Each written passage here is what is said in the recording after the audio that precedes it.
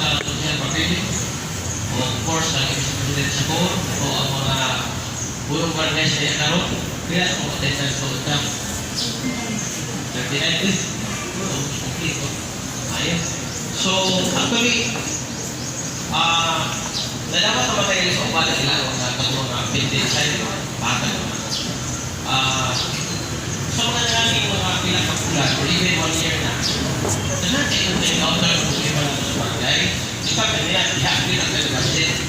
Kung the same issue sa mga barangays na natin yung mga problema sa mga nakulangon o sa mga wala makakumplan sa mga requirements pa.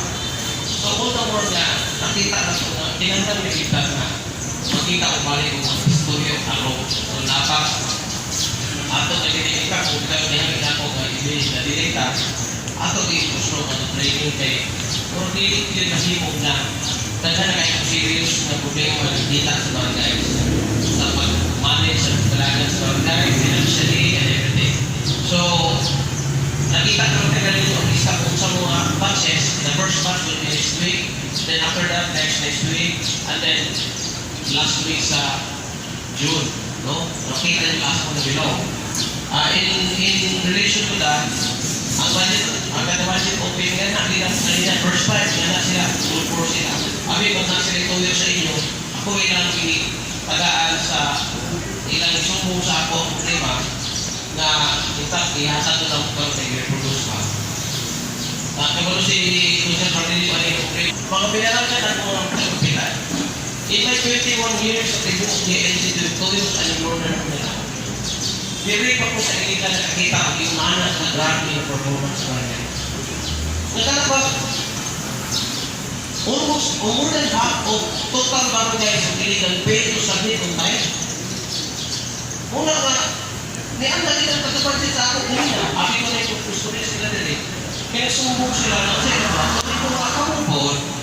So, we made an agreement. So, at least pang-discuss ang tulis ng training. At ako na yung pangunang story sa inyo.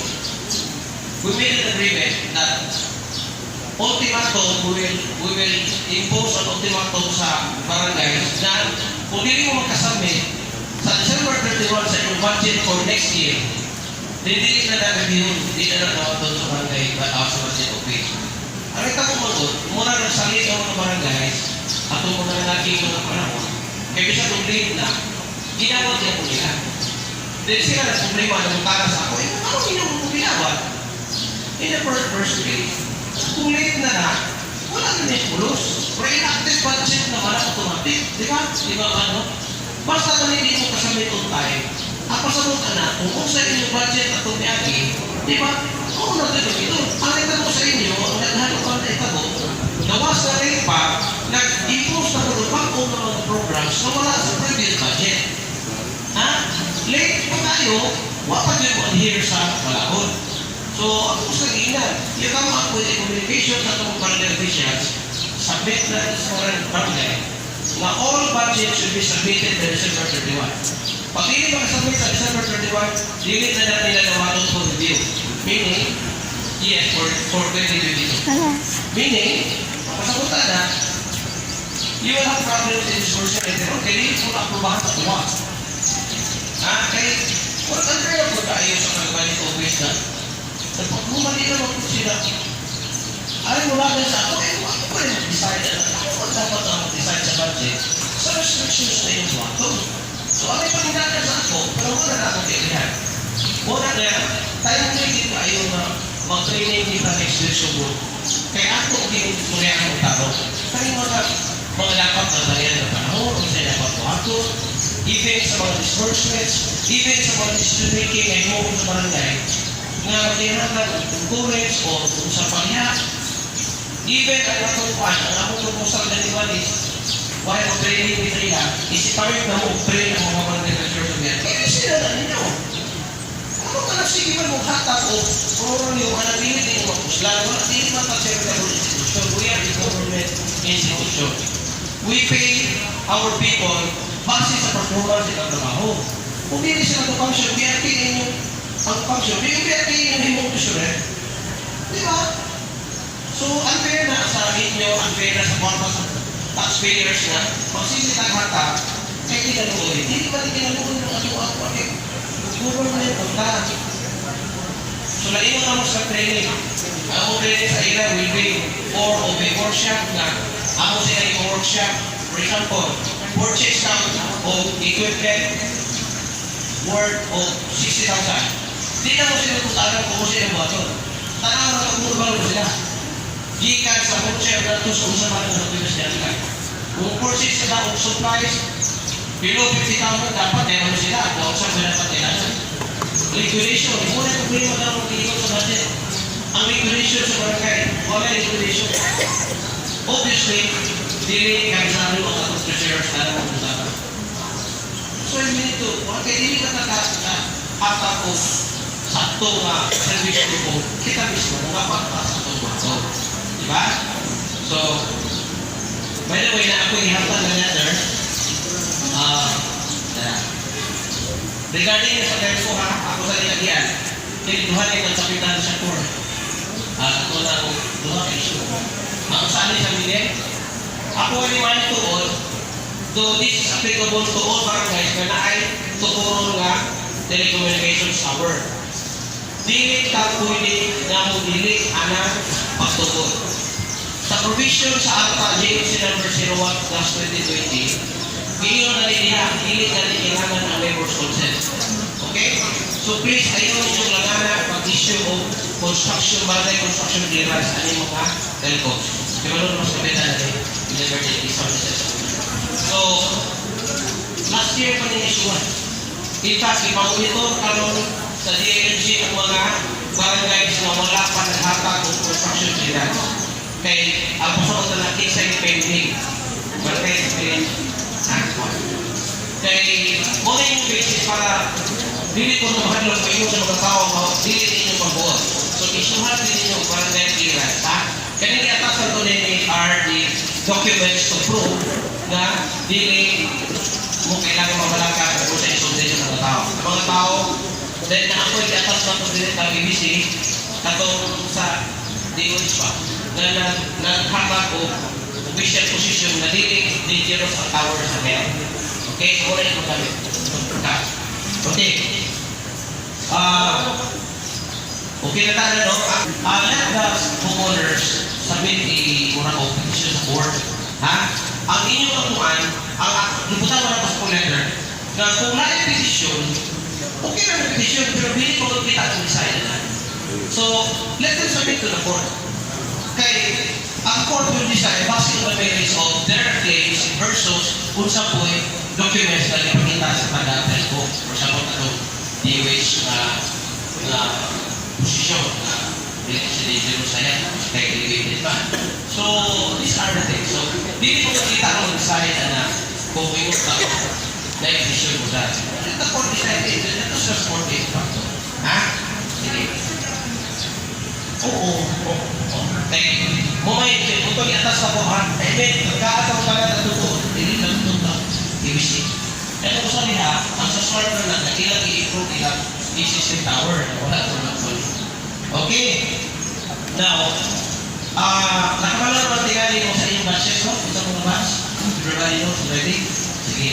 Katong ingo ni Sir Pio Maris po, ako, sorry may kapitan kahapon pa kanya. Tanawan ninyo ito, discount niya po na as part of our efforts na atong nag-effort ko ng barangay to address the issue ng basura, ako siya yung tamagan na kapata ko ordinance views na nag-strictly penalize na itong dapat ng lagay basura. Kaya ang convention ng mga kapitan, which is probably the same with others, is na napang ikunin barangay sa mga tao, ilabay dito ng basura sa atong area na dili atong barangay o dili ato. So, di ba na po niya yung ingon na ina-legislate.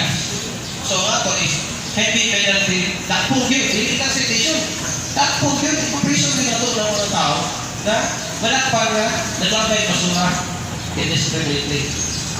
This is not only the problem sa iligan, even kaya ako mismo, makita kaya ko na magdala ng van, kaya ko tayo.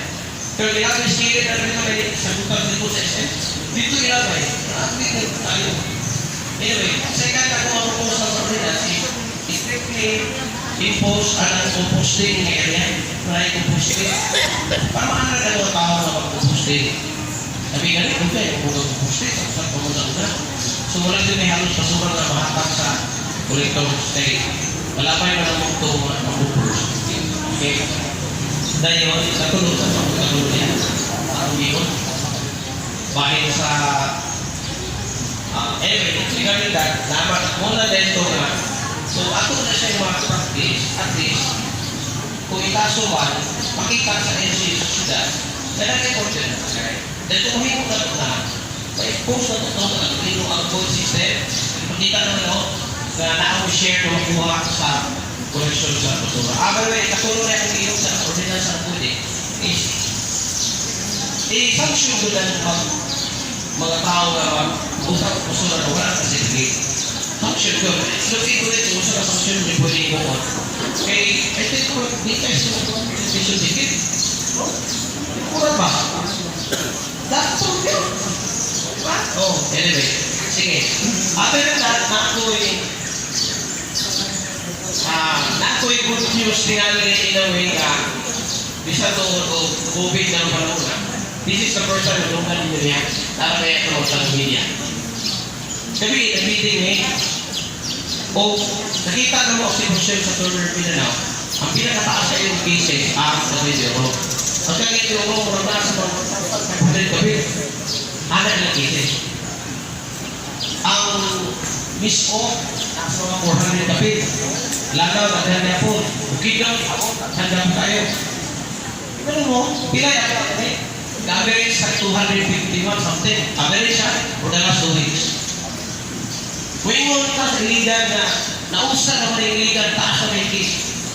But I will tell you, kita di ay ang pinaka-maayo ng performance in control with COVID sa Tibok Northern Mindanao. Do you know the reason why mo inana ang sitwasyon? Naamoy makunik na istorya na?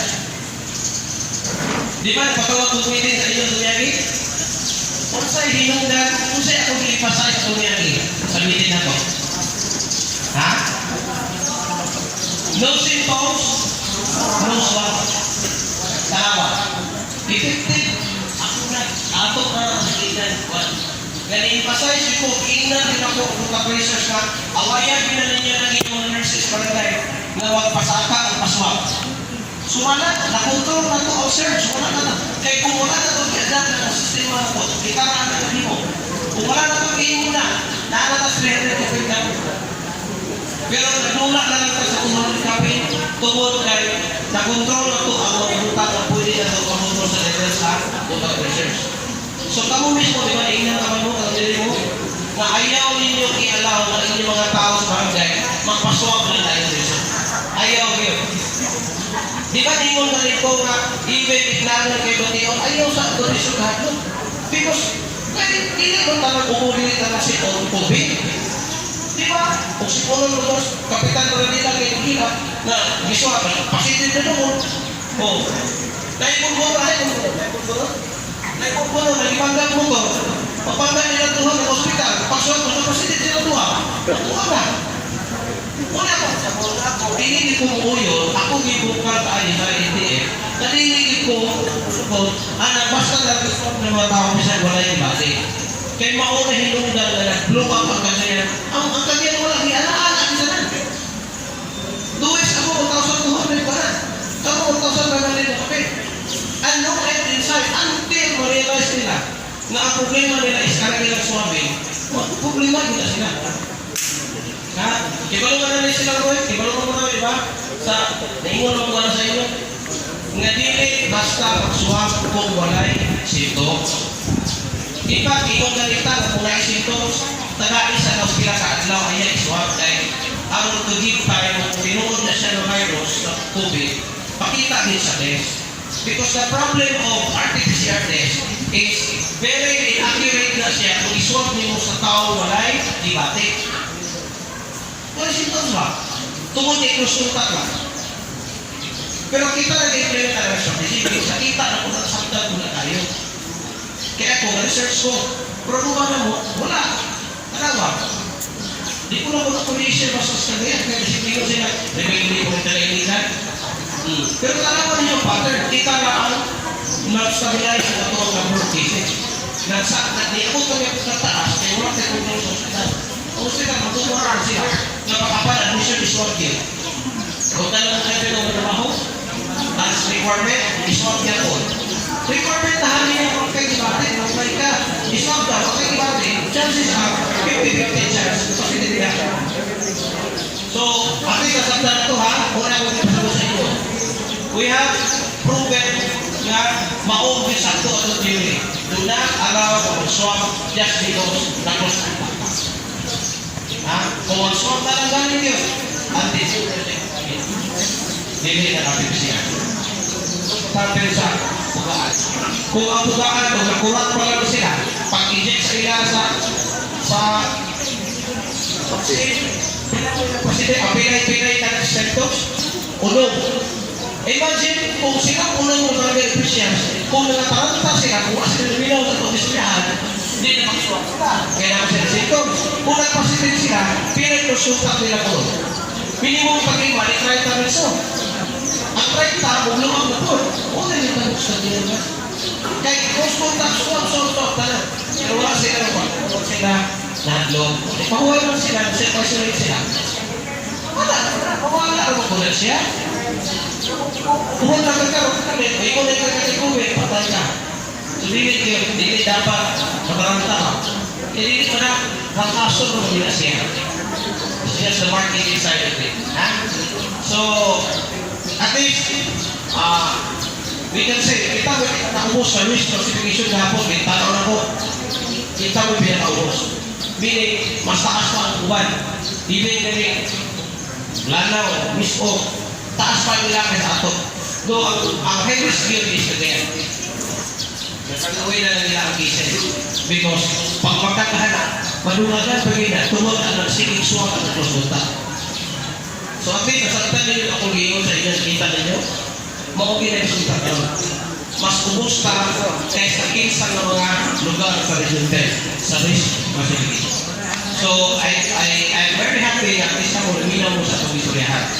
Kaya, strategy dito na to, wala dito i-awas sa uban. Dito na to, magbaon na resolve na yung experience na ito. Okay? Sige, so may naway pa na. Okay?